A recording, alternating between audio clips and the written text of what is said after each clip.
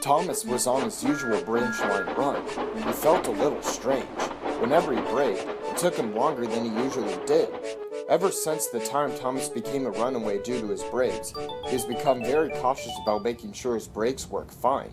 He talked to his driver about it. "Something definitely isn't right about that," he said. "You should probably go to the works to have it checked out. It's probably nothing major." Like he usually is when he has to go away, Thomas was worried at first by Annie and Clarabelle. However, when he found out Wilbert was his replacement, he felt better. Wilbert had worked on the branch line before to fill in for Percy, and he was delighted to come back and see his friends again. When he got to the sheds, Percy, Toby, and Daisy were all there to greet him. They were excited to have him back. "So, Wilbert, are you happy to be taking passengers instead of handling the freight this time around?" asked Toby. "As long as it doesn't involve getting milk in my tank, I'm all for it," Wilbert laughed. "But honestly, I'm fine with either. Whatever it takes to be useful." "Well, you'll like doing Thomas's jobs," said Percy. "He's a really useful engine, you know." "Yes, I do know. Let's just hope I can be just as useful." All the engines agreed that he would be. The next day, when Wilbert was taking his first train, he got to the junction right on time. He was there for a little bit, until Henry puffed in late.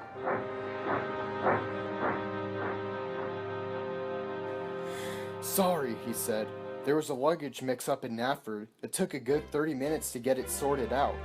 "No worries," Wilbert replied. "Stuff like that happens all the time. It wasn't your fault." The guard blew his whistle, and Wilbert puffed off. "Wow, if it were Thomas, he'd be going off at me like crazy," Henry thought to himself.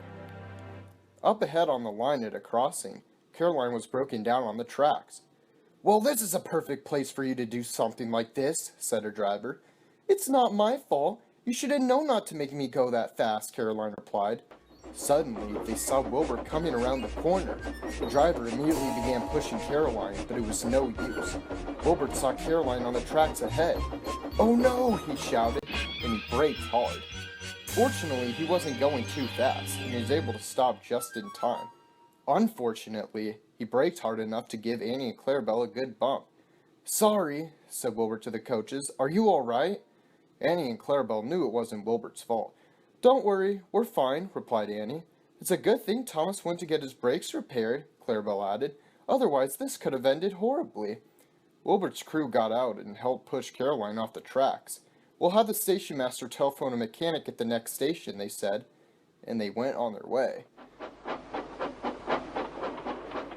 When they arrived, Wilbert's driver got out to go to the station office. However, before he could get to the door, he was surrounded by angry passengers. "What was the meaning of coming to that abrupt stop?" they said. "We could have gotten hurt."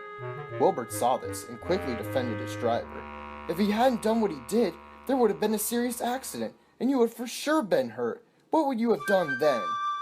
"We would have sued this railway, that's what." Wilbert now wished he hadn't said anything. "We won't stand for this. We shall be taking our business somewhere else." It was then that the guard blew his whistle. "Thank goodness," Wilbert thought to himself as he puffed away. That night, he was talking about the incident with the other engines. "When I was new to the railway, I wasn't the most reliable since I refused to pull cars," said Daisy. "So some of the passengers stopped taking the trains. But once I became useful after Percy's accident, they started to come back, and they haven't gone since." "But there wasn't anything else I could have done in that situation," Wilbert replied. "What am I supposed to do? Just keep going and mow over the car?" "Don't worry, Wilbert," said Toby. "You weren't in the wrong, and almost everyone knows it. If those passengers want to go somewhere else for transportation, that's their loss. I just hope this situation doesn't make more people stop taking the trains. I wouldn't know how to explain that to Thomas." The next day, Wilbert went to the junction to pick up his passengers as usual. He saw the passengers who were complaining the day before getting into Bulgy.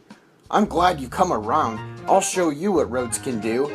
And with that, he drove away. "I knew they said they were taking their business somewhere else," thought Wilbert, "but I didn't think they'd swoop that low."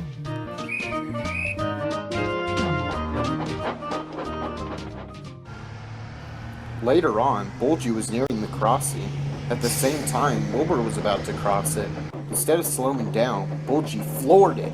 "What are you doing? There's a train coming!" shouted the passengers. "This bus stops for no one!" shouted Bulgy, "especially not for a worn-out steam train!" Wilbert realized what Bulgy was doing.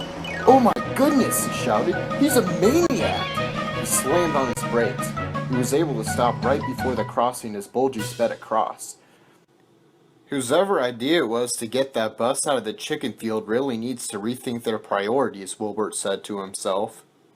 Later on that day, at one of Wilbert's last stops, he saw the passengers who said they weren't coming back at the platform.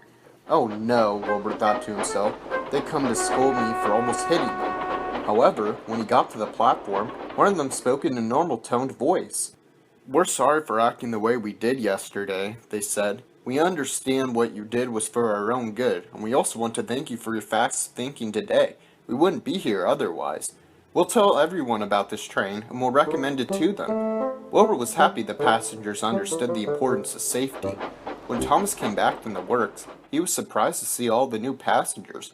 Where'd they all come from? I don't know about you, but I don't think Wilbur would have a problem explaining this one.